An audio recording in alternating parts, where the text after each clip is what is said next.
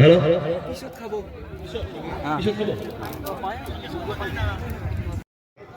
অলপ অসুবিধা হ'ব যিহেতু মানুহ অলপ বেছি গতিকে যাতে ৰাইজে সন্তুষ্ট হয় অসন্তুষ্ট নহয় আমি গাহৰি মতে গাহৰি একবাৰ দি যাম তাৰপিছত যদি কোনোবা গাহৰি নাখায় আমি মুৰ্গী দি যাম কিন্তু এইবাৰ আমাৰ ভাগ ধৰক ভাগ প্ৰত্যেকটো জনৰ ভাগ নাপাব আৰু কি যিজনে খায় ধৰি লওক গাহৰি যিজনে খায় গাহৰি খাব আৰু যদি গাহৰি নাখায় তো মুৰ্গী কিন্তু ওই কি কয় প্লেট চিষ্টেমৰ ভাগকৈ নকৰিম আৰু কিবা গতিকে ৰাইজে যাতে বেয়া নাপায়